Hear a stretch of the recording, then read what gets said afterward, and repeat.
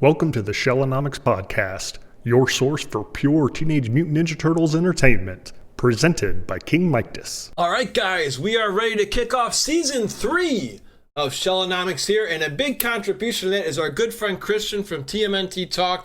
So if you guys checked out our latest video, last week we had a real cool preview show. We had a fan come on and talk about Ninja Turtle graded games, but here we go. Here's where we're kicking off Season 3. We're breaking down into more Ninja Turtles, and we're heading into more media-type stuff here with Mutant Mayhem. Now, before we get into that, though, we want to wish our buddy Christian a Happy New Year for 2026. And what are your goals for your podcast? We'll plug it at the end, but where do you see, TMNT Talk going in 2026? Oh, man. Yeah, Happy New Year to everyone. Never change a running system. I just want to go along. I'm having fun what I'm doing. Don't know, maybe other people on the podcast, get some other people on the podcast, get some other interviews or anything. Hey, everything is possible. But TMNT, the talk, my podcast is just chugging along, and I'm having fun, and I'm gonna keep doing that until I'm gray and old. And yeah, that's the same for the new year. So yeah, not much will change. Don't worry. Yeah, exactly. For us, it's early.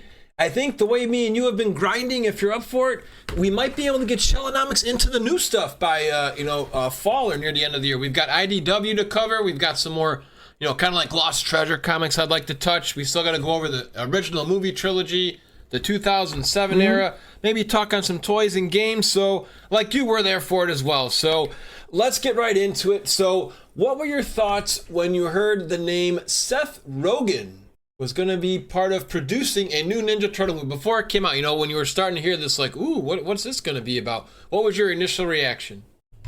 To be honest here, most people, when they hear Seth Rogen, they think about some goofy comedy or anything like that. But when I heard that he's going to produce a new movie, I thought that's going to be interesting, because Seth Rogen is producing a lot of good stuff. He has produced shows like The Boys or Invincible, which, in my opinion, both are really good shows. And he's a comic nerd. So my thought, hey, could be goofy, could be crazy, but could also be very interesting and very cool. So yeah, I was just, hey, let's see where this is going. Yeah, you figure he's 43 years old right now. He was born in 82. If you watch some of his other movies, he talks about a lot of stuff that we like. He talks about the Muppets. There was that Christmas movie The Night Before, and he brings up, his buddies just hanging out playing GoldenEye. And I love that little spot in the movie. So he does have some good spots. Me, it's like, of course, everyone's like, are we going to have Teenage Mutant Stoner Turtles? Like, is he really going to start throwing in drugs in here? And it's like, no, it didn't look like that. So what I wanted to ask you next was, what were you hyping up about the cast? Because, again, this is different now. We had to go the independent route for our generation. We had New Line. Nobody really even wanted to touch the Turtles for a movie. Different world now, so we have a lot of star power in this. So were you excited when you were seeing all these names? You're like, hey, I know that guy. Oh yeah, the first thing you see is that he hired real kids. He hired real teenage kids to voice the Turtles, and that's something that they did not do before. So I thought, okay, new way, very interesting. But then we got the names for other characters who are voicing other characters, and I thought, wow, there are people in there that I really love. Jackie Chan as Splinter. Come on, Splinter is one of my childhood heroes. I've seen all the movies. And other stuff like current stars like Giancarlo Esposito, who I know from stuff like Breaking Bad. He's amazing in everything he does. So okay, as Baxter Stockman, sign me up. And also some other people like Paul Rudd as Mondo Gecko, totally funny. John Cena, I like him, and so on and so forth. So there are really some big names in there that I thought, hey, these are names, these are characters, these are actors that I really like, and I think they could really deliver some fun stuff there. So yeah, I'm up for it. I can say right now, Giancarlo Esposito, I was really looking forward to his Baxter Stockman. He's not that much in the movie, and that was something that I was really sad for because I just love him. He's such a good bad guy in everything that he does. Is it Breaking Bad or The Mandalorian or whatever else? But he's not much in the movie. I really want to see or hear more of him, but he delivered what he did. But yeah, that's a little negative point there. I wanted to hear more of him, but overall, the cast was really stacked there. Yeah, very strong. John Cena coming back to Turtles. We know him from Rise. We covered Rise earlier in 2025. He's Rocksteady. Rogan voices Bebop.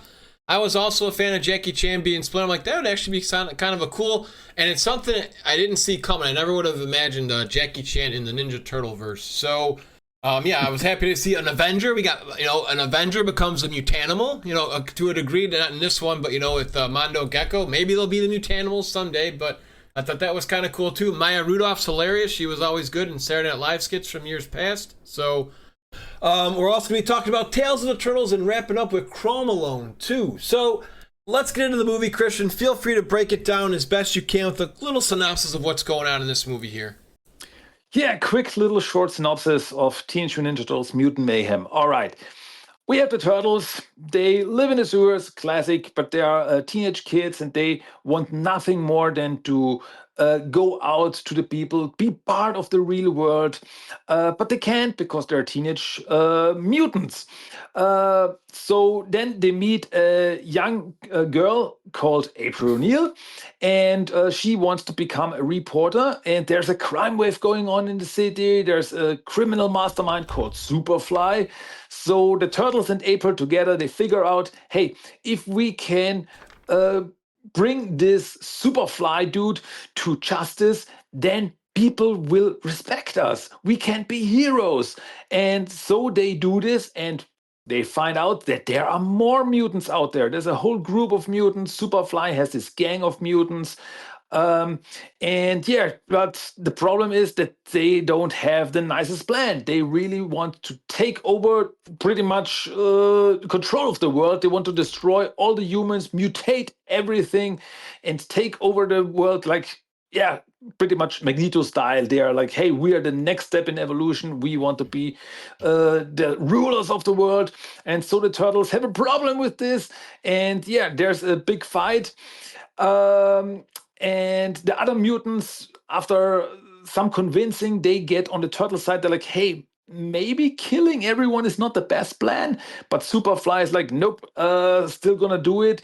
And during a fight, he gets mutated again into a giant kaiju monster, Super Duper Fly, and is rampaging through the city. So the Turtles and the other mutants, they team up to fight this giant creature. They are able to demutate him in the end, and people see them and people realize, hey, these monsters, these freaks, they are cool, they are nice.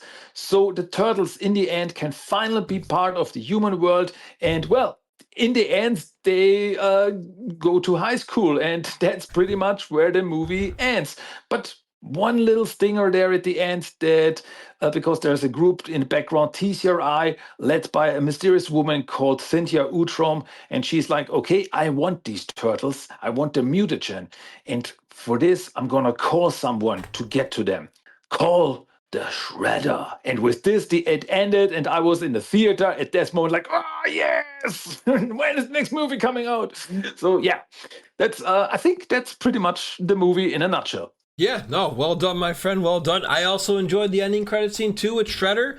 We'll ask, like, what you liked and what you didn't like. So, do you think that lady is going to turn into Krang? She's kind of got that OG design. That's what I'm thinking. I'm not sure about you, but predictions for where the lady's going to go. Oh yeah, that's one of the biggest mysteries of the movie, because I mean she's called Cynthia Utrom, and we know what the Utroms are, so there must be some kind of connection there. I mean, she looks kind of alien-like. She acts and speaks kind of weirdly, so there must be something. Like I would not be surprised if in the second movie, like her stomach opens up and the little Utrom or Krang comes out, something like this. We will see, but there is something behind her. And yeah, that's one of the biggest mysteries that I'm really looking forward to find out more in the next movie. Yeah, a couple other questions for you before I give my little spiel. What did you like and what did you not like? And were you a fan of the Easter eggs? I mean, who didn't love hearing "Go Ninja, Go Ninja, Go" just randomly out of nowhere? Oh yeah, that was fantastic. I mostly I enjoyed the movie. Really, I like the art style. It's like this comic book scribbly style. I really liked it. The humor worked mostly for me. The action was really cool. I mean, there's one scene in there where we have this montage of the turtles fighting some bad guys to No Diggity from Blackstreet. And that scene alone is just fantastic in my opinion. Um, yeah, and that's yeah, I really enjoyed it. One problem that I could have with this movie is that it's really stacked. There's so many characters in this movie. I mean, everyone gets something to do, and everyone is in there, and but overall, there's so many mutants, just the mutants characters in there, and not everyone gets like how should I put it like gets a character. We get to know them. I mean, what's Leatherhead's character in this? We know she's a crocodile mutant, and that's pretty much everything we know about her. So yeah, that was. It's not like look, oh come on, that's bad or anything, but there's so many, there are a little bit too many characters maybe, so we don't get to know all of them. But overall, I mean, it's once again, I said it before, I say it again, that I like when people try something new with the turtles. So here we have like this whole thing with the turtles. They feel like young teenagers, and they want to go out to the world, they want to be part of the world like teenagers do. They want to be normal teenagers. And I really felt for these characters, like, they really should be normal teenagers out there. There were some really sad moments there. And so when in the end they were really able to go to high school, I know not everyone liked that, like they're coming out of the shadows, but I think it's like, okay, this is a new perspective. It's like a new way, so it could get interesting. Where is this going from there? And yeah, so I guess that's pretty much my positive, my negative. I think yeah, that's all I can think of right now. Hey, we had school days. Remember the book? They were in school with us. Remember they had that school days little flip book when we were kids. So they were there. All right, let's get into my stuff. So this is one of the few times now, just if you guys haven't checked out our other Shellonomics episodes, I do encourage that because Christians help us break down a ton. We've seen Next Mutation the second time around. I enjoyed that the second time around. Rise, it took a while, but like Chris said, Mike, it may grow on you. Let's finish the whole series. So we did that, and I enjoyed Rise near the end in the movie. Now, and here at the end of this podcast, there is some light at the end of the tunnel. But for this movie, there were a couple things I didn't really enjoy about it. So let's start from head to toe. The beginning was great. I like Baxter Stockman. I like the little mutants in the back. Remember that spot, Christian, where it's like, where is this going? Did you like that part, seeing all the little bebops and rocksteadies all over the place? I thought that part was fantastic. I'm with you. I liked seeing Baxter. I liked the little fly, little cameos. Very nice.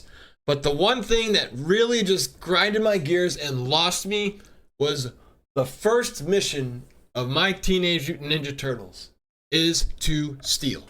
What? Okay. They're going to steal from a gas station, and they're making it like it's a fun comedy, like it's okay to do. I mean, like, look, hey, I understand this is for kids, so maybe I'm taking it a little too far. That's fine, but this is just my own opinion, and I just did not like that whatsoever. They were encouraging my guys who grew up with honor when I was around to steal. That is, like, now again, is the whole movie ruined by that? No, there's a couple other things I didn't like. We'll get into that next. I didn't really care for Splinter's character. There was no ninjaing. He watched VHS tapes and DVDs. I didn't really care for that. And the stealing, it just didn't work for me. Hey, the Turtles had money when they paid for the pizza in our first movie. Now, we don't know where that money came from, but they at least were able to pay for their food. So that was one of the buzzkills for me. Couple other things I didn't like. I felt, and this could just be me living in the past, we are in our 40s, this is directed at kids, but I enjoyed less pop culture songs in the other movies. I felt it was more organic. It helped me get into the scenes more. Like when the fires happened in the first movie, dun-dun-dun-dun-dun-dun, when Casey Jones is running, even in the third movie.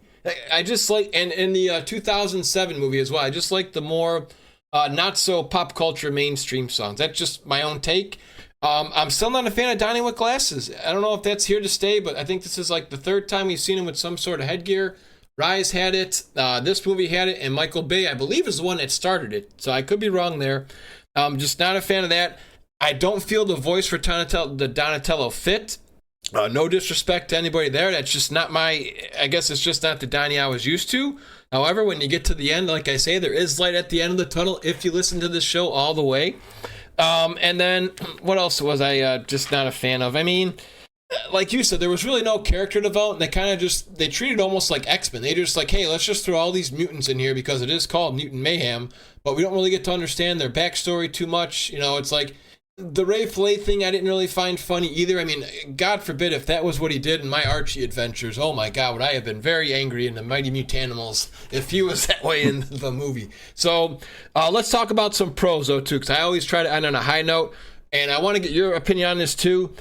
I thought Ice Cube knocked it out of the freaking park with Superfly.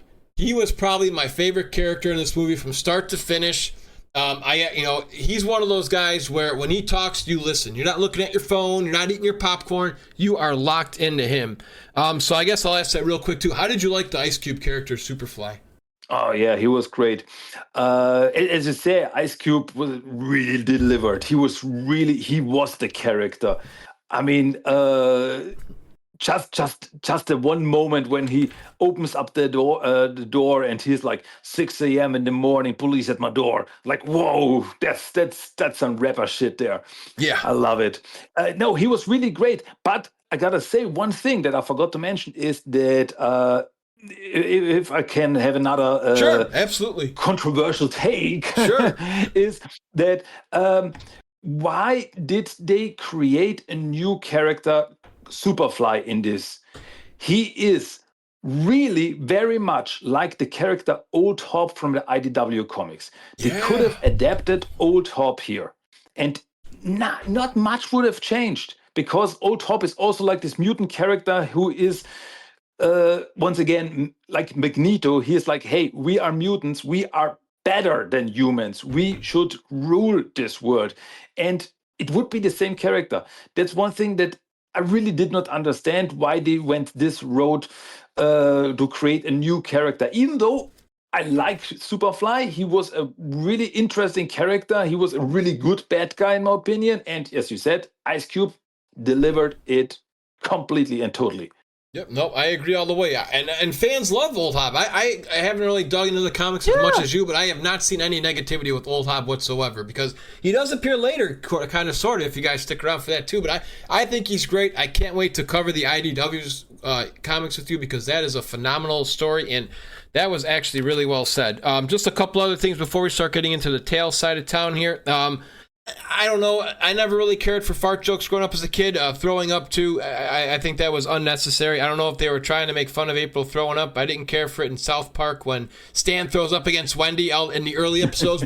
Like, that just, I don't think that was needed. But again, hey, I don't have any kids of my own. Maybe that's what makes them laugh. It's directed at kids, not me.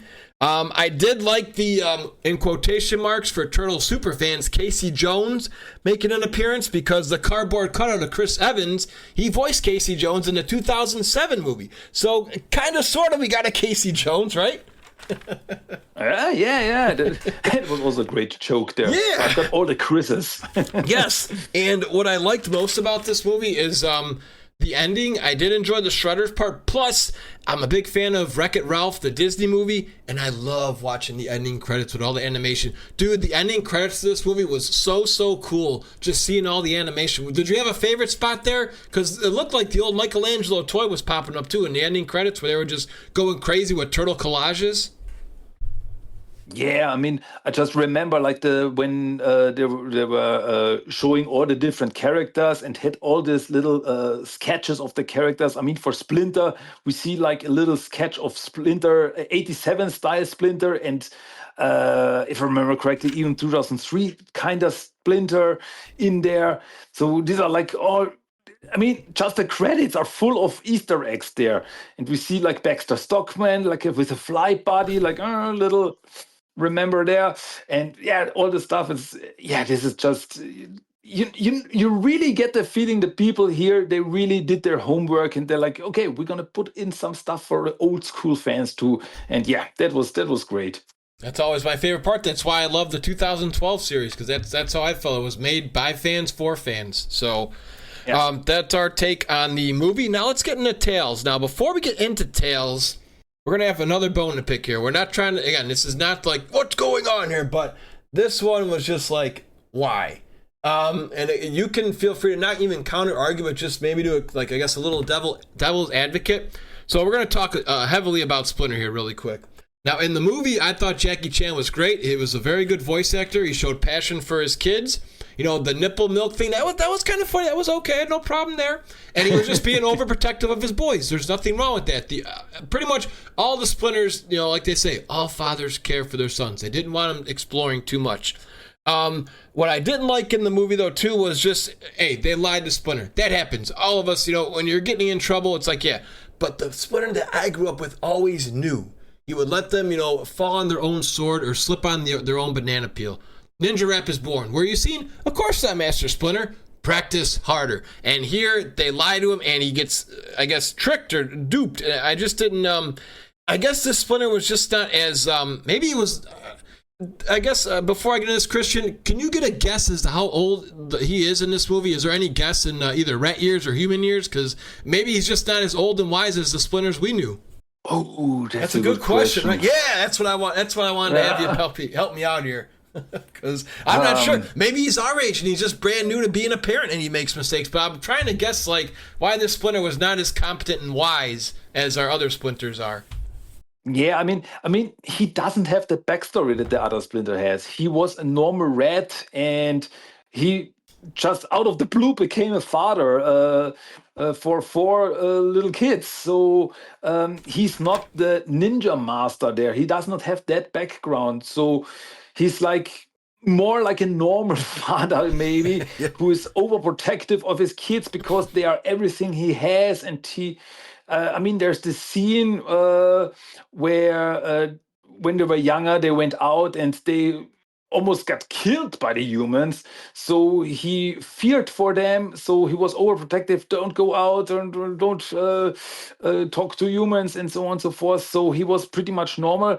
So I would maybe put him like in his mid 40s or something. Okay. So he's not like an old wise master. He's just a normal middle-aged father who knows ninjutsu. Yeah. There you go. But that's it. Okay. Now, all right. Now I can see a little bit more on your side, which makes a little sense. I just wanted a little bit, like I say, I'd try to give him a little bit more empathy there, Mikey. So I will. If he's only in his 40s, hey, it's understandable. But I just think we were used to the very old, you know, wise sensei. So. But this part just, we're going to get into every episode here, guys, and break these down for you with Christian. But what the heck is Splinter not talking? Like, did you like this? Because I could not stand this. This was just like ultra cringe for me, man. Raphael speaking for him, and he's just like, tick, tick, tick, tick, tick. It's like, is it just because Jackie Chan, he didn't want to do this? Or because, you know, we grew up with, again, not every cartoon, but usually the voices stay with the character. You know, Jafar from Aladdin, he would even go to the Broadway plays to make sure nobody voices characters. So just feel free to talk a little bit about why Splinter's voice is pretty much not in the entire Tales run. Yeah, I guess Jackie Chan was not available. I don't know. It's really, I mean, they did some. They had some funny jokes with it, like Splinter only talking vermin because of Scumbag, and or Ref is dubbing his voice. They did some funny things there. It's okay, but I also wondered why. Okay, you cannot get Jackie Chan. okay, then get someone who sounds like him. There are some very talented voice actors out there who really could work. I mean, I don't know. Yeah. Eric Bowser, get Eric Bowser again, and Yeah. he maybe he sounds a little different than Jackie Chan, but come on, Yeah. we know it's not like, hey, Jackie Chan is Splinter. No, we know this is Splinter, so maybe he sounds a little bit different, but come on. Yeah, that was something I'm not sure about why they did this, because other characters uh, get some new voices and it doesn't change anything. Like Genghis Frog, he's not voiced by Hannibal Buress in the show. And it works. I don't see the problem there. So I'm not sure why they did this. As I said, they make some funny things with it, but overall, after a while, it's like, okay, but let Splinter just talk. Yes. It was one of the weirder things. Or there. have him like get hit in a coma. Like, I don't want to kill Splinter, but just like have him not be a part of this show. Just have him get kidnapped. Something, because it was just, to me, it was more distracting than providing value. And it happened. I'm jumping ahead a little bit, but like you said, in regards to other characters being voiced. Now, we all know Seth Rogen was Bebop in the movie. When we break down Tales, Bebop finally returns in season 2, and that's not Seth Rogen's voice when he finally speaks, and that was okay. So, like, let the rat talk is kind of my point there. So, besides that, though, both these seasons are fun because you're going to get to learn a lot more characters. There's a little bit more character development, and feel free to start us away with episode number 1. But first off, I've got a question for you. Yes. In Tales of the TMNT, what do you think? Did any of the stories that we saw in this show, did any of the stuff really happen? Or were they just stories that the Turtles wrote or thought about or something? Because like every story opens up with someone, like the first story opens up with Leonardo creating a comic book. Second story is Raphael telling a story about what could have happened, and so on and so forth. So what do you think? Did any of these stories really happen, or are they just like tales that the Turtles tell? I'm going to have fun if you ever decide to interview me, because that is a very good question. I'm going to say, let me see, you're putting me on the spot here. I like it. I'm going to say yes. And the reason is because I don't know if they would just throw away the purple dragons like that. We'll get into that later with Hun coming around, but some of it, I think you're right. I would say my favorite part, and again, I don't like a lot of this, but I did like the Batman like Night Turtles. I thought that was kind of cool, like the Night Watcher from the 2007 series. I thought those are great. But the Goldfish guy, he may have just been a figment of their imagination, just trying to hype this up. And again, it's they don't do too much. Let me tell you a story. It's more let me tell you a tale. We had that note. Yeah, on a scale of 1 to 10, I would say maybe 40% real, and then 60% just made up for the tales. That's a great question, though, Christian. If you guys are checking this podcast out, definitely comment down below. We'd love to hear your thoughts on that too. And I guess I'll play that back to you, because I think you're leaning towards me, where it's like it feels more made up and didn't really happen. Yeah, that's the thing that drives me really crazy, because I cannot be sure. I want this to be real. And if you just say, no, these are just tales that the Turtles think about or think up or made up, then it drives me crazy, because like there are characters in one story that reappear in another story, but the first story was told by totally a different character. Yeah. So how does the other character know what happened in the first story? Like, yeah, how do the other Turtles know what happens in Leonardo's comic book when later Raphael tells a story where, like, I don't know, the purple dragons come back that were created in Leonardo's comic book? This keeps me up at night. This is really driving me crazy. Did this really happen? I mean, as I said, I really want this to be real. I really want this to be adventures that the Turtles had. But, we cannot be 100% sure. So it's like, okay, some of it happened, but it was exaggerated by the Turtles. Maybe that's the whole thing. And I don't think that the second movie will come back to anything that happens in this show. I would really love, I mean, okay, little spoiler there, Sure. like a character like Bitch and Beat appearing in the background or anything. And I would be happy. Like when the turtles say, it's been a while, we've gone to high school, we had some adventures, and in the background, Peach and Beat flies by. Yeah, some other characters appeared, some other mutants appeared, but don't worry about them. Just some little Easter egg, and I would be happy. So, but yeah, I'm just thinking too much about this. Yeah, what came first, the chicken or the egg? I mean, it is kind of that deep of a question. Yeah, what came first, the chicken or the egg? Is this real or not? Or like the Wizard of Oz, there's all these kind of questions. So that is some great water cooler discussion talk, though. I love it. I love it. Yeah, absolutely. Okay, but I think we should now get into the show. So yeah, Tales of the Teenage Mutant Ninja Turtles Season 1. The first episode is called Leonardo Stands Alone. And yeah, here we see that the turtles, they are on the way to a costume party, but they get an alert that there's a mutant out there, and then something happens. We don't know yet. And suddenly the turtles are separated, and Leonardo gets hunted by a robot, a mechazoid.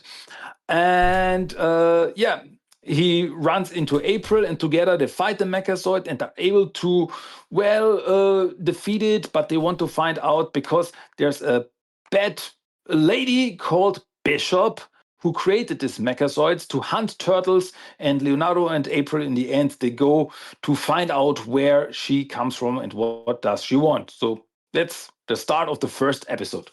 And she's going to be a big one. So as we get into episode 2, I enjoy the previously on Tales. That makes me think of the good old X-Men show. So it's like, cool, I like a little recap. Mm-hmm.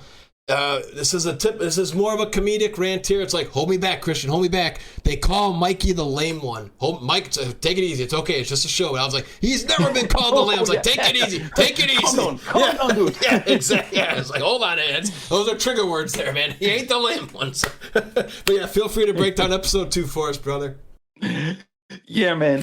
So here we see Michelangelo's side of the story, where he gets hunted by another mechazoid. Meanwhile, he is trying to help Rod, who is the assistant of Bishop, who also gets caught up in this whole craziness.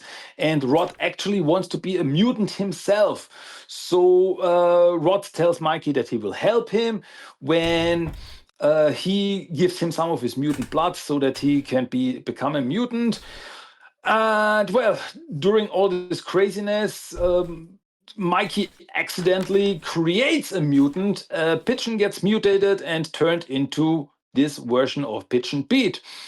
And yeah, then they all fight the Mechazoid and are able to, defeat him in the end. And they also then go to search for Bishop to find out what the hell is going on.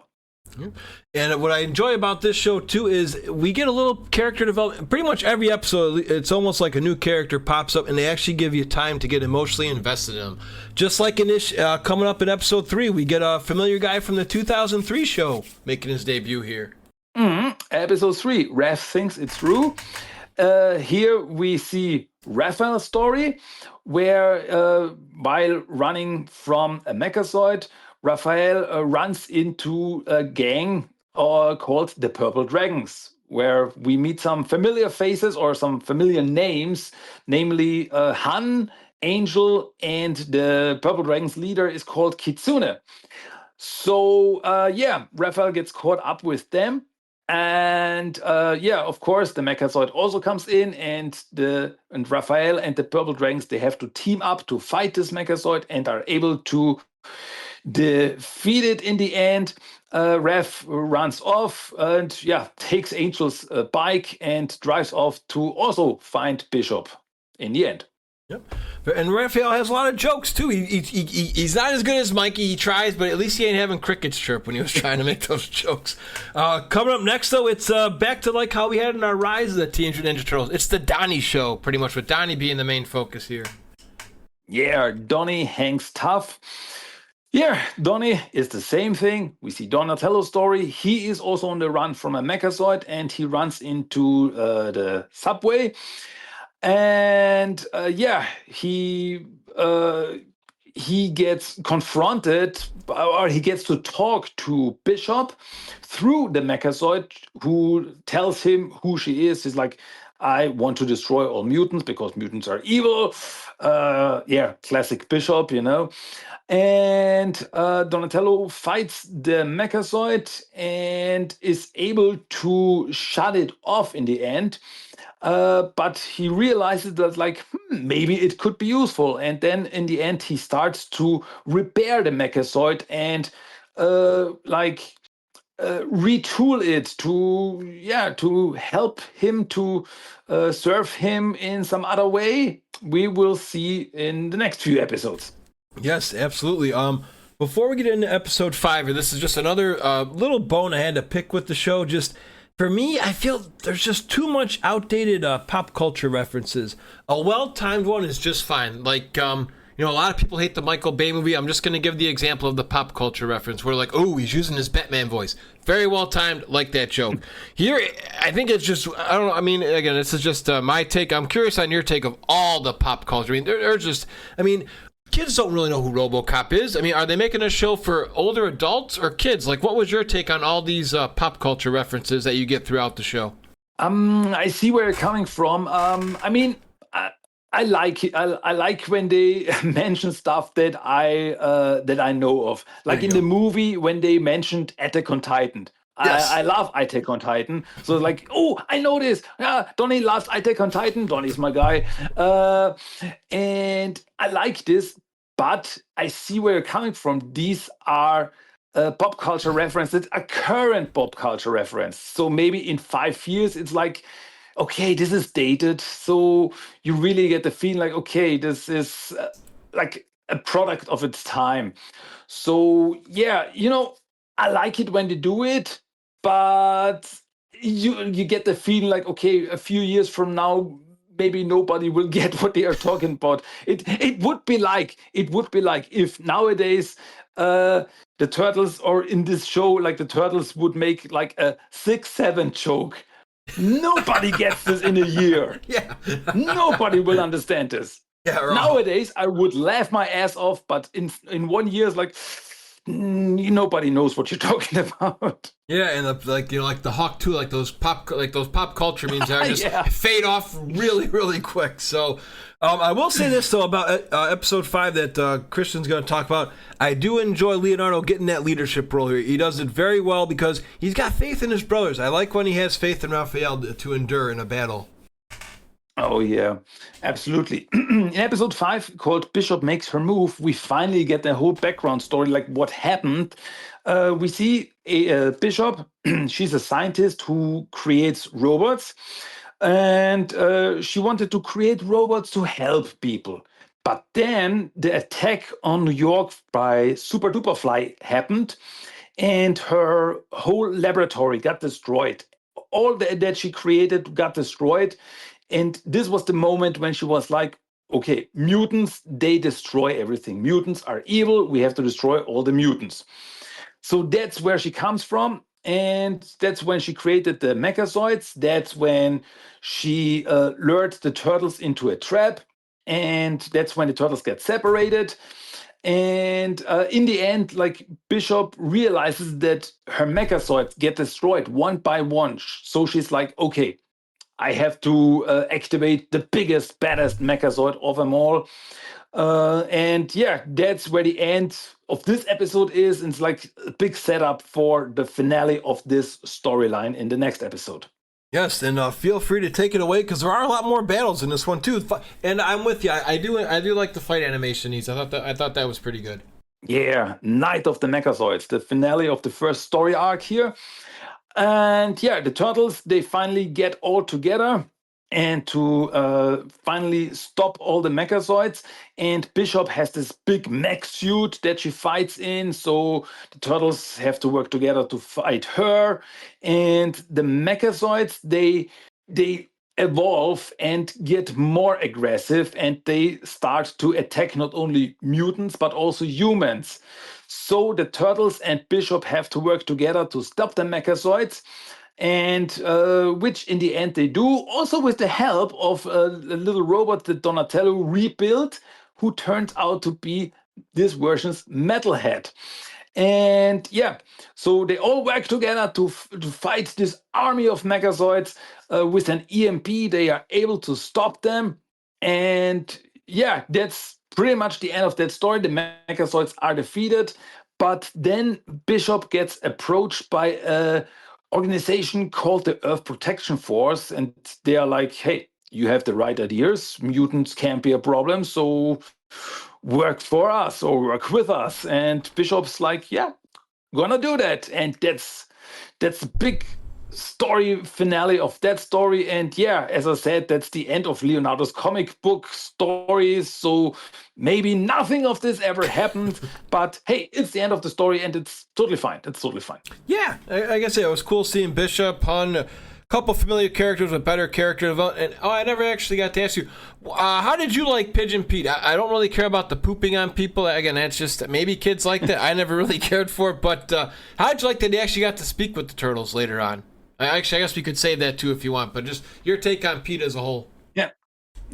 Overall, as you said, one or two poop jokes here and there, I'm fine. But if it's all there is, then yeah, it gets tired after a while. But anyway, I really like Pigeon Pete. I mean, I always like Pigeon Pete. He's always great. And the most funny thing is that, yeah, when we see him in this story arc, he does not speak. Later, he's able to speak. And the funny thing is that I knew that he was voiced by Christoph Mintz-Plasse, who is an actor known for example, he was McLovin in the Superbad movie. Oh, nice. And yeah, and he, as I said, in the first story arc, he does not speak. He does only make pigeon noises. And so I thought they hired this actor only to make pigeon noises. And I thought it was the funniest thing ever. But okay, later on he gets to speak, so that's cool. That's totally fine. And he does really a good job as his voice. Yeah, I think so too. Because you're like, wait, is this going to be like my favorite ice cream kitty, where they just they get Kevin Eastman just to make meow noises? So I'm sure you were thinking that same way. Yeah, so coming up, we've already talked about Splinter, so that's out of the way with the Splinter talking, but feel free to break in episode 7 with, like you say, the new storyline here. Yeah, this is the start of the new story, the second storyline of the first season, called Wrath versus Water, where Raphael tells a story about, now it gets confusing. Raphael tells a story about Splinter, who tells them a story about something that happened because there was a big storm. And Raphael gets sent out to find out what's going on because there are some construction workers down there in the sewers. And during all this, Rev, together with Scumbag and Ray Fillet, runs into some weird anemone mutants called the anemones. And he fights them, and then he sees the big bad guys of this storyline, the East River 3, who are 3 fish mutants, who somehow seems like wants to flood the city or something. Raphael's not sure at first, but yeah, that's pretty much the start there. It's like, okay, new enemy in town, so we gotta take care of that. Yeah, exactly. And how'd you like the opening of this show? It's just super quick and to the point. It's almost like it's not even needed. Yeah, it's like, as you said, it's very quick, very fast. I mean, I wouldn't even call it a theme song or anything. I think it's cool. It's cool that they have this moments in the theme song where like they show some characters that will appear in the story and so on and so forth. but it's just like an intro to, I don't know, a video or anything. It's just like quick, and now the show starts. And yeah, it's as I said, I would not even call it a theme song. It's fine. It works as like an intro, but there's no, there are no vocals or anything. It's just like music that gets you hyped for the show or something. Yeah, pretty much just like, because that's why I like the Rise. All the other ones I enjoyed a lot, and I look forward to hearing that because, I guess just because we live in a world where you could just go skip intro, I guess they just don't care about him anymore because I still love him because that's what I grew up with, But anyways, feel free to break in episode 8, which is going to be, we'll save my little spiel for later, but I think this is a very, very weird episode with what happens to a poor little kitty, don't you? Yeah, here we have Mikey Takes Charge, where Mikey goes shopping with Genghis, and in the shop, there's this really nice little callback to the movie there, where Mikey tells to Genghis like, "Hey, it's cool that we can go to a shop now and we don't have to borrow stuff anymore." And Genghis like, "You mean stealing?" And like, yeah, we pretty much did that. So it's a nice callback to something that you said before. So yeah, and in the shop, the Mikey and Genghis run into the Purple Dragons who are robbing the store, and then also one of the mutants appears, Lee the Eel, and it's an electric eel, and so that's causing problems because, as I said, there's a storm in the city, everything gets flooded. And Mikey really has to take charge here and help the people, and also save a little kitten that Genghis wants to eat for some reason, because Genghis eats everything, it appears. Mikey is able to pretty much fight off Lee and help all the people, and so everything works out fine there in the end. Yep, except for me, because now it's strike 2, because here's the quote I have. Mikey, it's like, you mess up. Yeah, you do. You kind of do that a lot, Donnie says, like, hold me back. He does good stuff here, man. He does not, it's like, fists are going to be flying soon, but in a comedic way, it's just like, damn, they just keep downing my Mikey. But it's okay. We have Archie and other places where he is, he can be the spotlight, and, he's okay, but you know what I mean. He can be the hero without getting dumbed down. But anyways, coming up in episode 9, gosh, my pages are just bleeding with Splinter in all caps again. I really just did not like that he can't speak. But the character you like, the new character here, I'd actually buy an action figure of this little dude that's coming up. I think he's pretty cool. I like him. Yeah, Splinter and April fight a goldfish. So yeah, that's pretty much the whole synopsis here, just in the title. Because in the Turtles' lair, Splinter and April, they get confronted by Goldfin, who is one of or more or less the leader of the East River trio. He attacks Splinter and April in the lair, so they have to fight him off. And he pretty much tells them that they are after a pearl. They want to rob a pearl from the museum. And because they want a home for themselves, they want to get back to where they started, because they were mutated during when in the movie, like the Superfly's device fell into the river and they got mutated because of the mutation in there.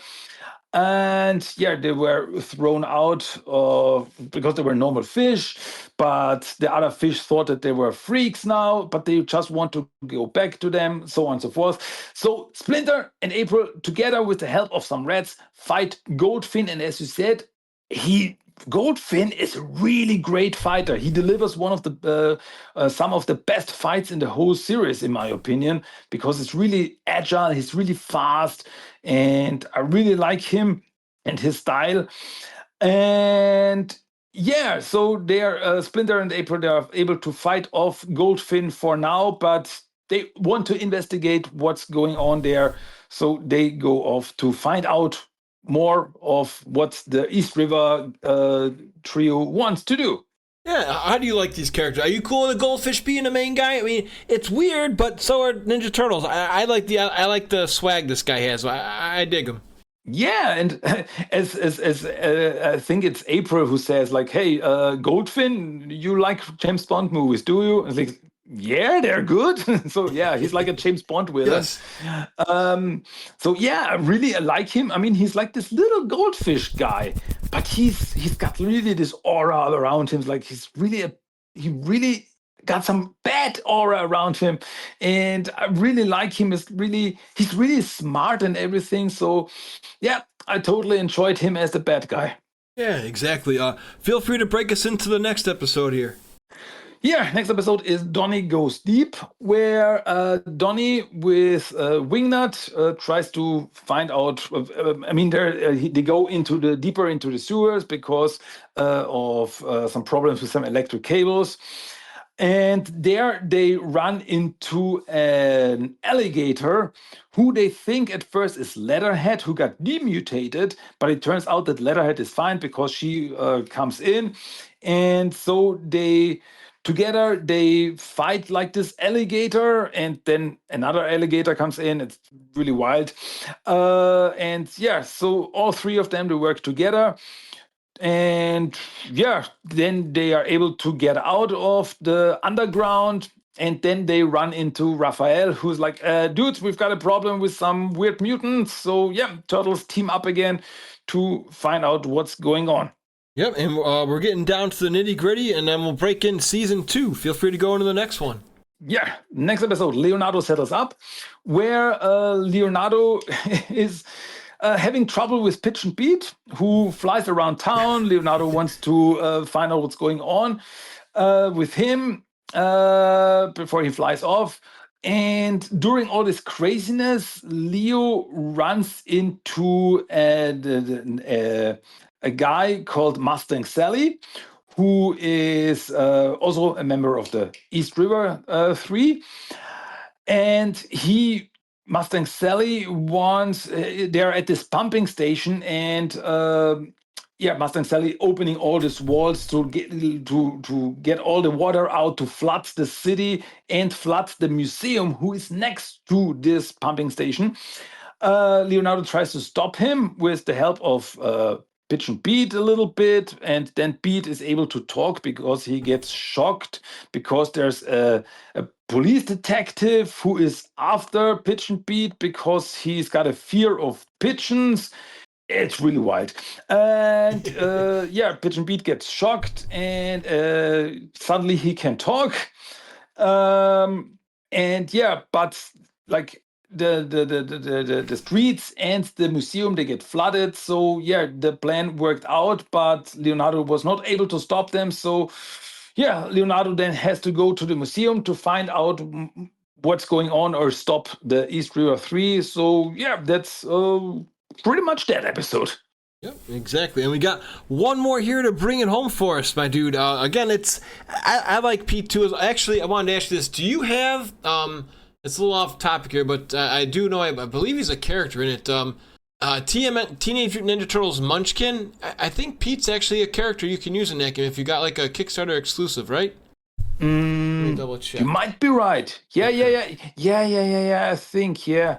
I mean, he's a character in IDW Comics. This is based on IDW Comics, so I think I haven't checked out the game for a while, but I think I'm almost 100% sure. Just because all this talking to Pete, I may go use him next time I play. All right. Well, yeah. Feel free to bring us home with season 1. Yeah, this is the finale called The Pearl, where the East River 3, they steal this pearl from the museum. They run into the turtles, big fight again. And then Goldfin runs off with the pearl, and because he now wants to be rich, and because he gets corrupted pretty much by Bad Bernie. He teams up with Bad Bernie. He's like this character that we know from the movie, and he leaves Mustang Sally and Lee the Eel behind. So the turtles and all the other mutants, they team up to stop them. There's a big fight with Goldfin. And this is just such a cool fight. This is the best fight like in the first season, where the turtles and everyone fights Goldfin, and he's like, it gets really anime-like. It feels like an anime fight here. It's so wild, so crazy, so cool. And yeah, but in the end, the turtles are able to get the Burl back. And Lee and Mustang Sally, they try to find a place for their own to live in peace, while Goldfin and Bad Bernie, they are still out there somewhere. Maybe they will come back, who knows? But yeah, oh yeah, and the storm ends, so the sun comes out again. It's a new day, and yeah, that's pretty much it. That's the end of season 1. Yeah, some loyalty question there with buddies, and gosh, it's I really appreciate you mentioning that Bond thing, because you ever have that where like a joke just blows by your head and you finally get it.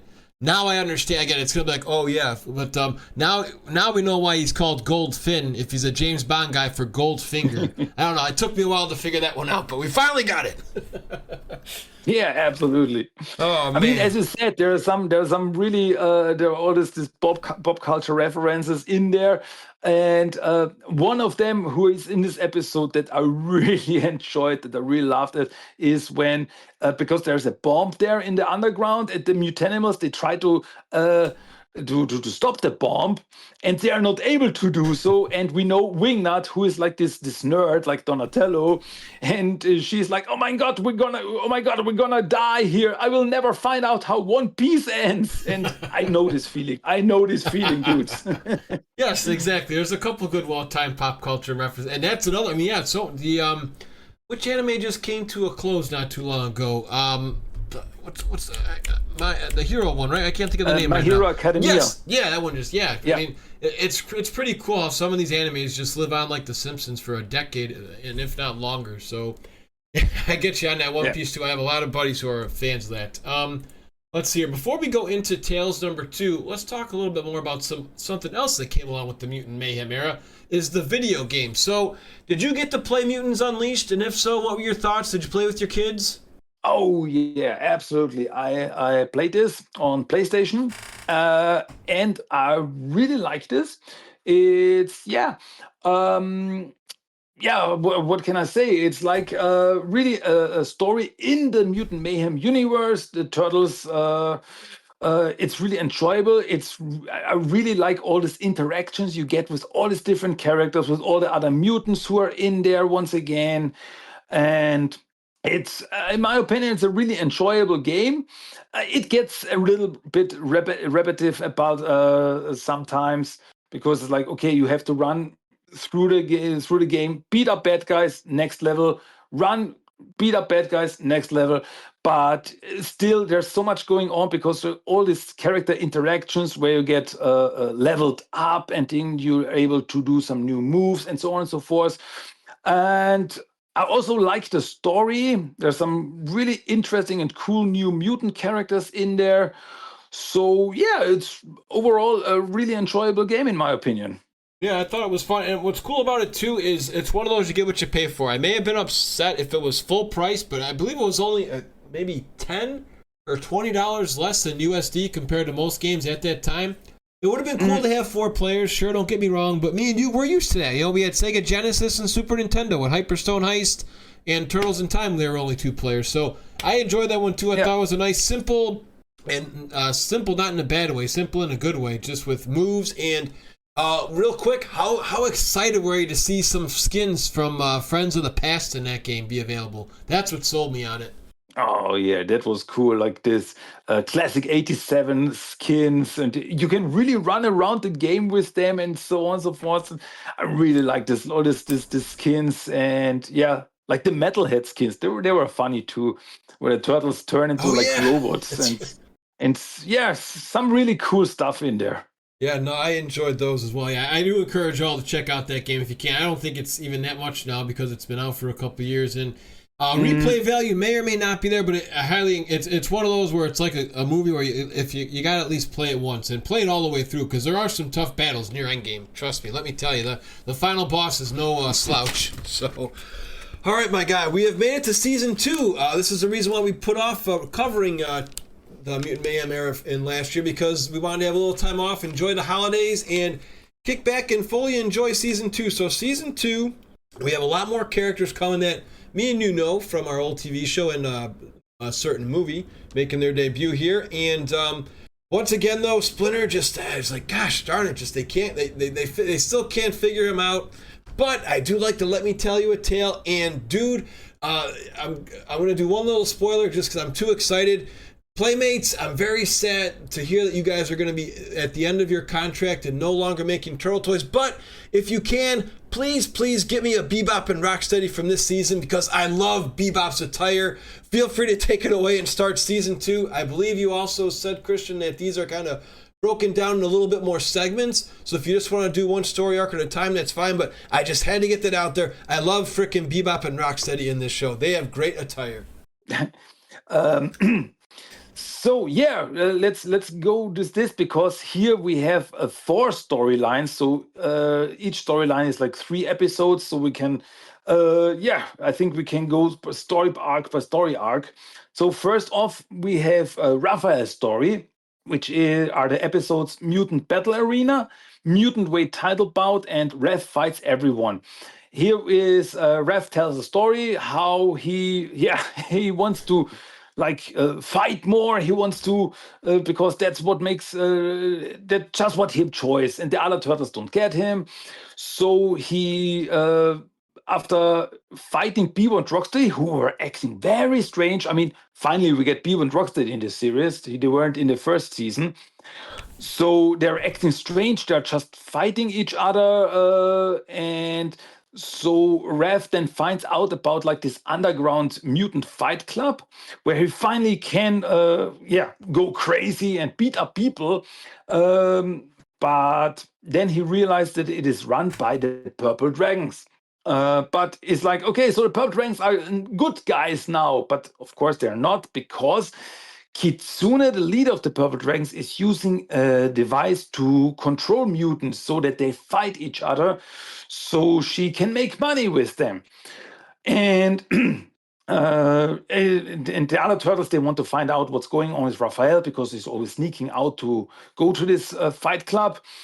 And but then the turtles, they get captured, and some of the other mutants also get captured, like Monogecko, and they get also brainwashed. And so then in the end, they all have to fight Raphael. Raphael has to fight everyone, including Splinter and everyone else. So Raph teams up with none other than Pitch and Beat to find a way to stop them. So they work together to destroy the control device and turn everyone back to normal. And yeah, that's pretty much what they do. So yeah, that worked out. And yeah, if you're thinking about, when you said Pio and Rockstar, you like their style there. If you think about this armor that they're wearing in the battle arena, check out.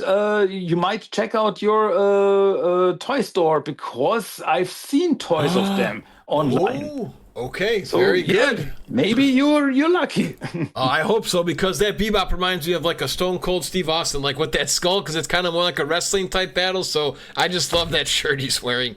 And I was confused, because again, we talked about this earlier about Splinter. I'm like, oh, don't tell me that Bebop and Rocksteady aren't going to talk either, because I was going to say this is pathetic and lazy. They're doing the same thing, but eventually they do speak, because it was almost like they were possessed. But only Bebop. Rocksteady doesn't say a word. Yeah, John Cena, we can't see him. They didn't got John Cena. They couldn't get John Cena, which would have been a funny prank call somewhere. But yeah, unfortunately, you are correct. Yeah, Rocksteady did not chat, which again, it's unfortunate, because these guys, let them talk. It's okay. The kids, they may notice a little pitch, but I mean, I'm a big fan of Kingdom Hearts. And, they had the Toy Story World in Kingdom Hearts 3. And they didn't get Tom Hanks, but they got his brother to voice Woody. And it sounded totally fine. So I'm pretty sure they could add something work. But anyways, like we say, maybe for season 3, but I guess we'll get to later because I think there's some news on that people said, and you may be able to be our, even though it's kind of older news, but I think those might be not working anymore. But more on that later. Did you like the old school trench coat from Mikey 2 in episode 2? I thought that was a nice little payback. Who doesn't love a turtle in a trench coat?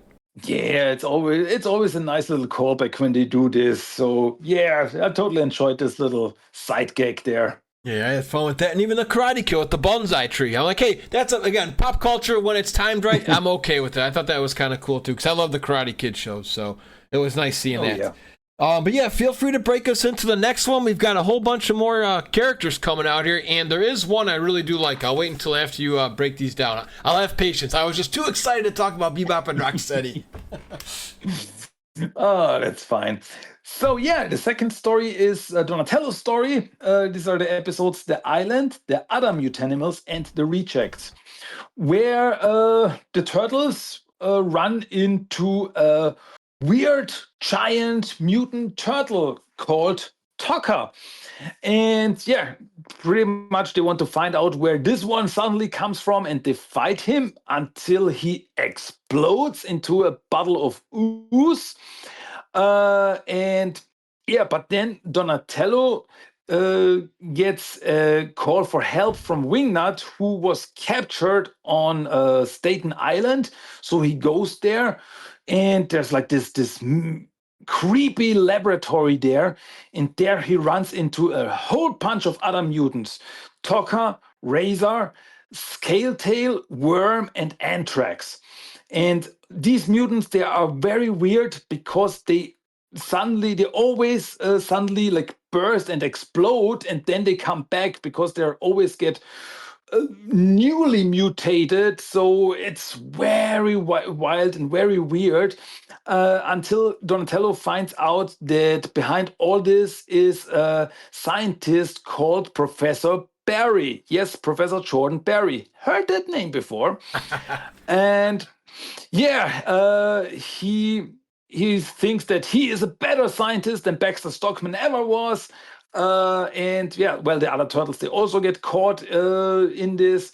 And then Professor Barry brings out his ultimate creation, Mutant Omega, who is like this giant, weird mutant, whatever, because it's like it's got mutated from body parts of Professor Barry himself.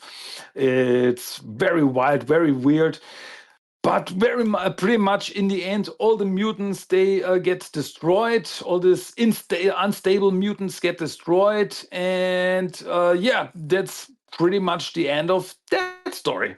Yeah, I thought it was great seeing Irma. So many familiar names. Again, I'm starting to like this show. It's starting to grow on me a little bit now. This is when it starts getting cool because, in my opinion, this is the best Razor creation. How did you like Razor in this? Atoko was okay, but Razor's where it's at for me. I thought he was phenomenal.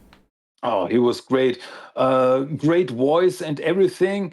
And yeah, he's like, I mean, he's just like this big mutant wolf, but just the way he moves and he talks, he is really a great Razor, I gotta say.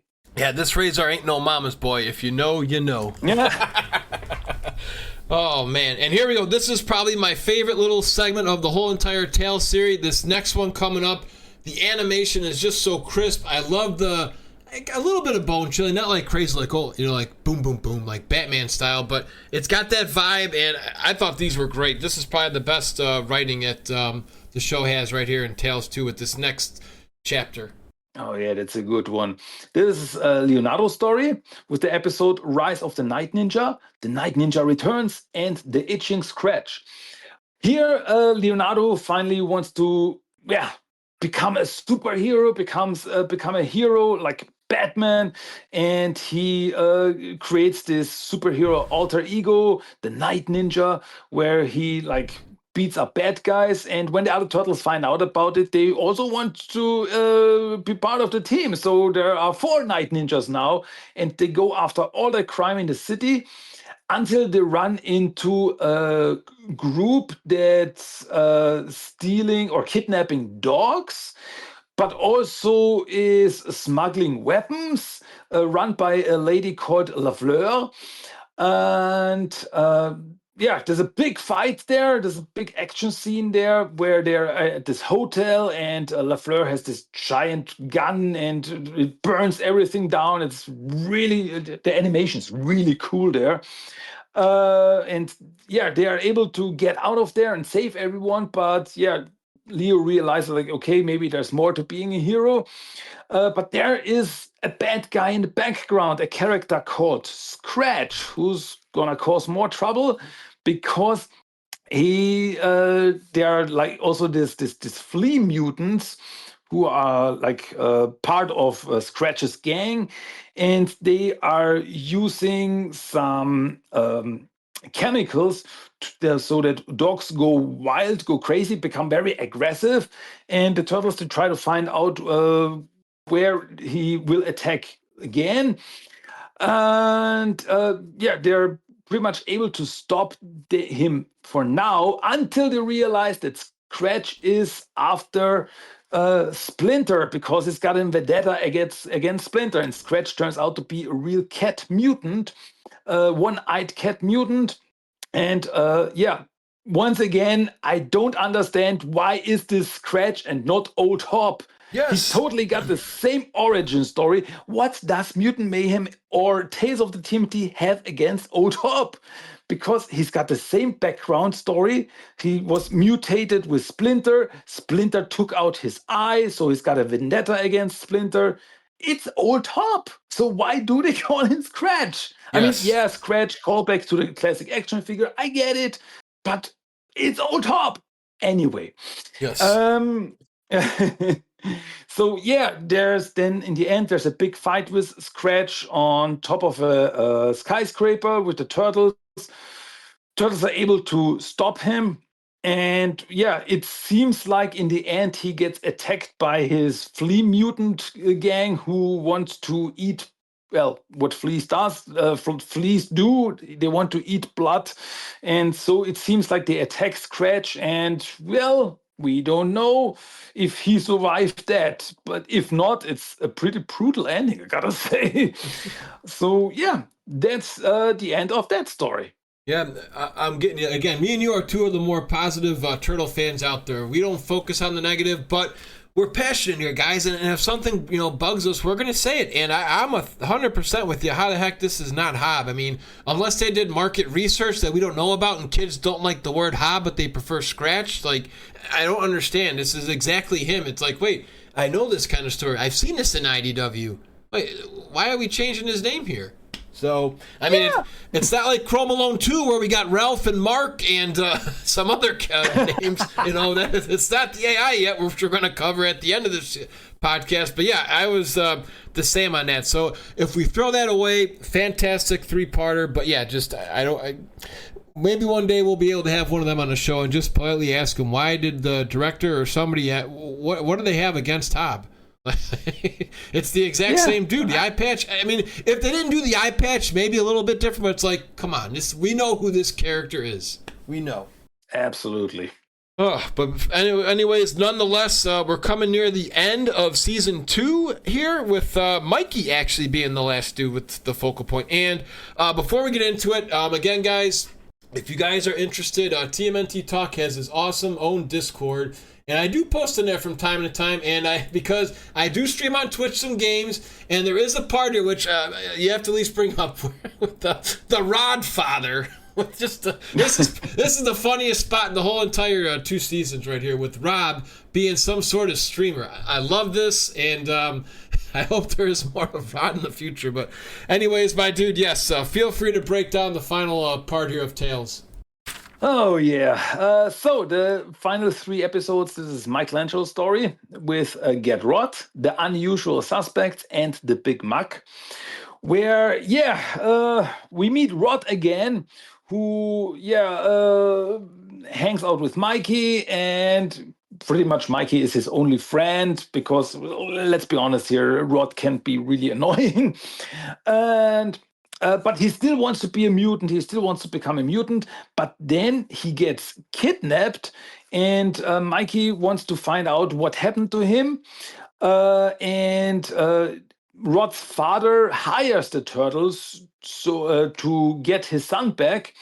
But in the end, like Mikey then finds out that Rod apparently has got his hands on some mutant blood. So where did he get this one? We don't know, because he showed it on one of his live streams as the Rod father, where he's got like 2 viewers. So yeah, hey, you gotta start somewhere. So yeah, then the turtles, they try to find out what happened to Rod, or who kidnapped him.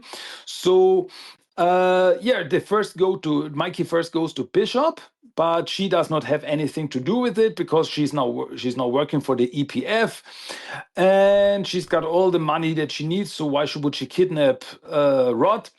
So then the turtles, they find out that Rod has 2 siblings, Todd and Maud, and I still don't get it that they're called Rod, Todd, and Maud, but still they did not put in a Simpsons joke there.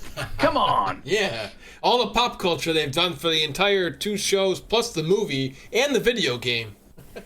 Yeah. So yeah, they check out the siblings. First, Maud, who is a scientist working for the Null Group. Yeah, Null also. We have heard that one before. But yeah, she did not kidnap Rod. Then they go to Todd, who is like this fitness guru, but who is a big fan of mutants and pretty much wants to eat Leatherhead, who's also there. Wild. And yeah, but he also did not kidnap Rod. So then Rod frees himself and meets the turtles again. All the while, because of a scale that he got from Leatherhead, Todd and Maud are able to like extract some mutagen. And yeah, then Rod confronts his father and like tells him like, okay, to tell him that the mutant blood that he has is fake. As it turns out, he like puts some chemicals together to so that it looks like mutagen. But then he gets his hand on real mutagen, and he's not sure about it. Like, okay, is any of this fake? Is any of this real? So what does he do? He drinks both of it. He drinks the fake one, he drinks the real one, because that's totally normal to do. And this like turns him into a giant blob creature called the Muckman. So yeah, nice little callback there. And like it's like this big giant blob that causes chaos. So the turtles and Rod, they work together to stop him. Like they bump him full of this fake mutagen until he is full and explodes. So yeah, in the end, Rod is the one who takes over his father's business. So it's a happy end for Rod in the end. So yeah, that's pretty much the end of season 2. Yep, and feel free to be our Christian O'Neill, because there was some talk on X or Twitter, I've read, some sad news about this show. Wasn't there about some seasons that were supposed to go? Is it official that they are done? Yeah, that's the bad thing here. I mean, when they announced the series, they said, okay, the series will go for 2 seasons. I'm like, okay, that's fine. But then they went like, okay, they pushed the second movie back to 2027, because first it was supposed to come out 2026, but now it comes out 2027. And they said like, okay, then the show will get 4 seasons. I was like, okay, that's cool. But then the whole Paramount Skydance merge happened and everything was changed. Like, yeah, remember the last Ronin movie was put on ice and everything. Yeah. And also Tales of the TMNT was said, okay, the show is also canceled. So second season is the last season. So we will not get any more seasons out of this. But for now, fingers crossed, the comics of Tales of the TMNT, they are still ongoing, and I hope they are not canceled and they will go on for a while, so that at least until the second movie comes out, we have at least the comics. So fingers crossed. Yeah, it's unfortunate. I mean, like I say, there's a lot of stuff coming to an end. Playmates, we talked about earlier, is on their way out too with the Turtle franchise. Yeah. So lots and lots of changes. But anyways, as we slowly start bringing this in, we still have one more piece to cover. We wanted to make sure Christian saw this. And it's funny because I wrote him and said, hey, if you need to wait, we can wait. Or if you need me to, I'll cover this problem. And I was like, dude, perfect timing. I got to see it today in theaters. So both of us did get to see Chrome Alone 2. Feel free to break down what happens here because I'll share at the end here. It's good stuff. Don't worry. Feel free to break down what happens here with Mr. AI Chrome Dome. Yeah, this is like this is a short movie that plays before the current SpongeBob movie. So it's like just a 7-minute short, but gotta tell you, it's really enjoyable. I was laughing through the whole thing because the turtles, they are shopping for it's winter time, it's Christmas time. They're shopping, and then they see that there are some knockoff turtle action figures out there, and they're like, "Hey, who created this? And why did we not get any money out of this?" So they go to the factory that creates this fake turtle figures, and there they run into like this AI robot who runs this factory called Chrome Dome, and he tells the turtles his origin story, which is totally made up. And let me just tell you, this origin story, I was laughing through the whole thing. It's really a jab at AI. Like, it just takes stuff that exists and makes it recreates it just worse, and it's fantastic.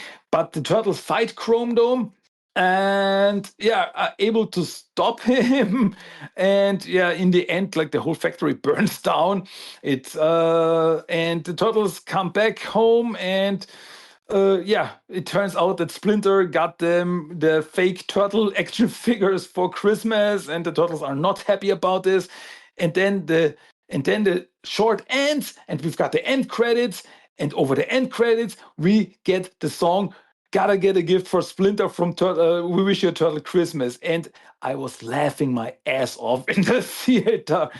Nobody knew why I was laughing so hard, but I know. Same here. No, I thought it was very enjoyable for me, and the turtles grew on me here because they did something that I wanted to do anyways. Splinter was in the movie, but he was sleeping. He doesn't have to talk. That's totally fine. There was no anger there, It was great. That worked out cool. Yeah, the whole, I don't want to ruin any knockoffs for that AI, but oh my God, yeah, guys, if you want to just pretty much, for anybody who's in their 40s like us, you'll get your whole life of pop culture in a nutshell in less than 2 minutes with that. Fighting was great in there too. It was cool seeing Chrome Dome. The Donatello voice, like people were saying too, like, and I agree with them. The voice actor is as they are aging with the teenagers, going into later in their life, the voice is a little bit better for Donnie now too, which is cool. So it is unfortunate that the Tales show did get canceled because I think there was a little bit more life in that one. Because there's a couple other spots that, with Turtles, like, wasn't Next Mutation supposed to have a second season too, or was that done from the get-go? No, they really planned a second season, and there was some stuff that I heard that, like, in the second season they wanted to introduce April and Casey, but you never got that. So there are things out there that we never got. I mean, fast forward the sixth season from the 2003 show. There was also supposed to be a second season of Fast Forward. That never happened. So there are a lot of stuff out there that we never got to see, that we never know what could have been. Yeah, unfortunately. Oh, boy. Well, as we bring this in for a landing here, my final thoughts on Tales and the whole Mutant Mayhem show, it's a new generation. It's a new era. I've been a wrestling fan since 1994. Some stuff I like, some stuff I don't. And that's okay. I'm still not a fan of this as a whole. I support anything that's made for the Ninja Turtles because anything with Turtles is good. It brings more life. Would I watch it again? I'd probably say maybe right now for the movie. The season 2, I actually enjoyed a lot. The Night Ninjas was great. Bebop and Rocksteady. The fighting was very good. I'm still not a fan of Donnie with the glasses. We talked about that already. The whole Splinter talking. If you throw out that, I guess the question for me then is, would I recommend this Ninja Turtles to any other people who listen to this show? And I would say yes, because everybody has their own taste. Hey, I like pepperoni on pizza. During our Shellathon, Christian, we've had about, I want to say, at least 15 different polls from the streamers asking people if you like pineapple on pizza. So we have, again, so it's so you kind of understand the drift there. I know you're probably right up there with Michelle Ivy in being the alpha and omega and passionate Ninja Turtle fan. So where do you, I guess, final thoughts on this show, the whole era as a whole? And I know you're going to strongly recommend this one to people, but just want to get your final take on this, version of Turtles. Yeah, to be honest, I really like this new version. It feels different, and first off, I really wanted to see more of Tails because I really get the feeling that they were able to do things with the series that they were not able to do with the movie. Because as I said, in the movie, there are a lot of characters, a lot of mutants, and these characters finally get fleshed out in this show. And they could have done even more with that. And I would have really enjoyed this. But yeah, it is what it is. So yeah, for me, I'm really looking forward to the second movie, where this is going. I really enjoyed this universe. I hope there's more life in it. I hope we get more of it. I hope we get a third movie or maybe another spin-off TV show or anything, because I really would like to see more of it. And yeah, I would really say check it out for yourself if you haven't. Start with the movie. If you really like movie, did not like it, I don't think you will like the series, because it's the TV show. It's pretty much in the same vein. But if you're like, okay, I like the humor, I like the action, I like the style, then hey, go on, check out the show. And yeah, there are even some comics out there nowadays. So it's a new universe. I enjoy it. Maybe we will get another video game out of it. I would be there for it. So yeah, we will see where this universe is going. And as I said, I would really like to see more of this universe, to see it more fleshed out. And not because it's not like, okay, if this now ends, so the next one will start. And then a few years later, we get the next one. Then a few years later, the next one.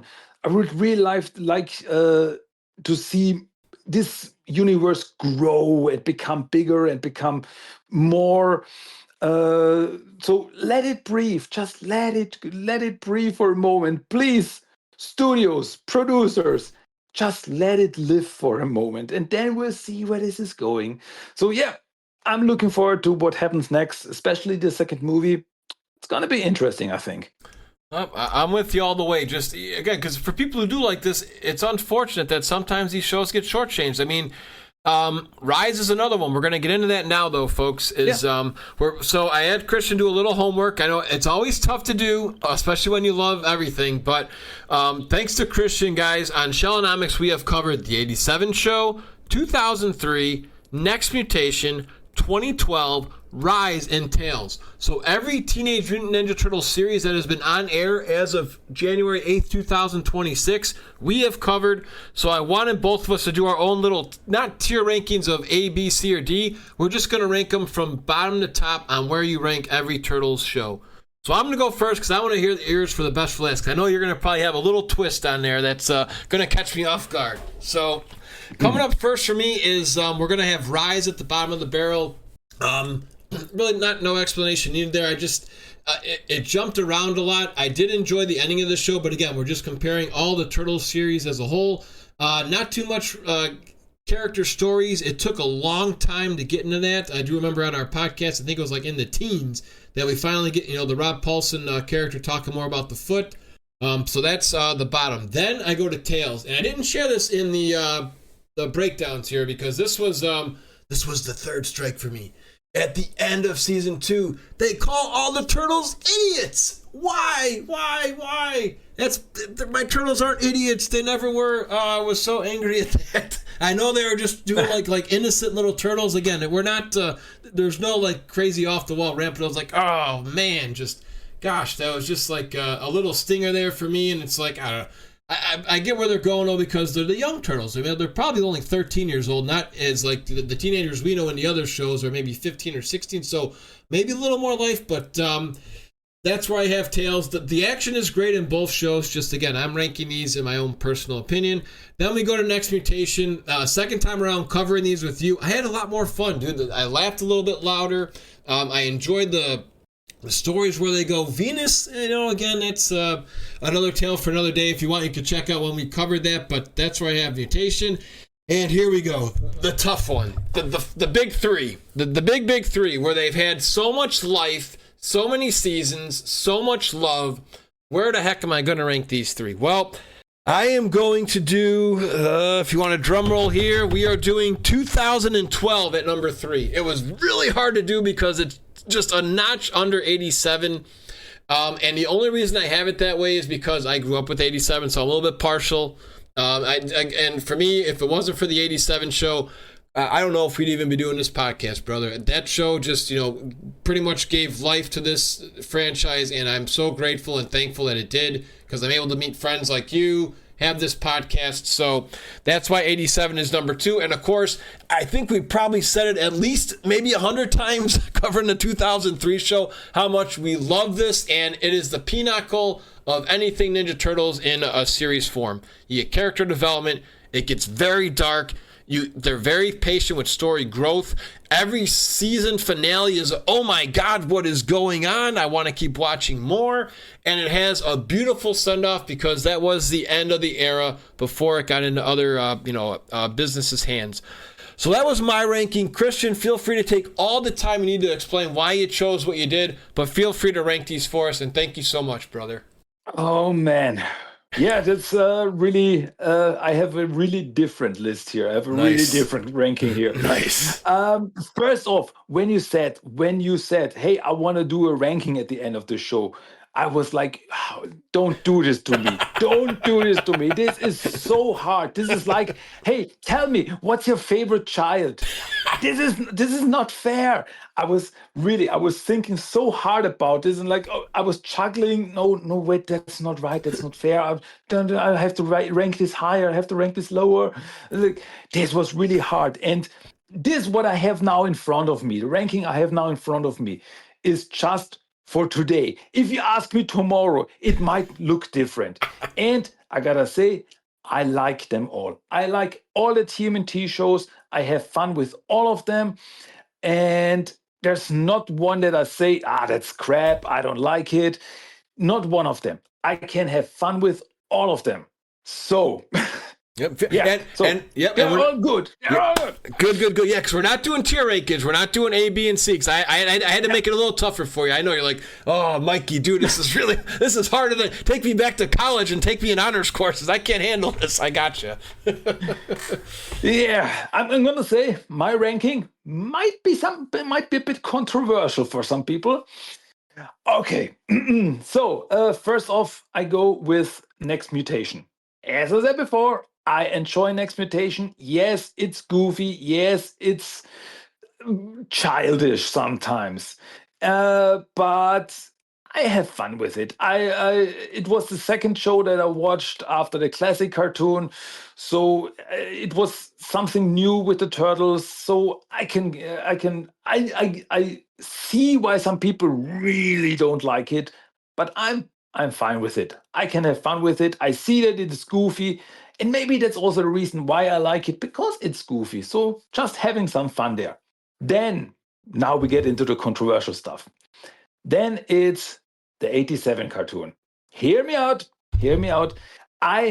This is the show that made me a fan. This is the show that made me who I am today. This is the show that I grew up with.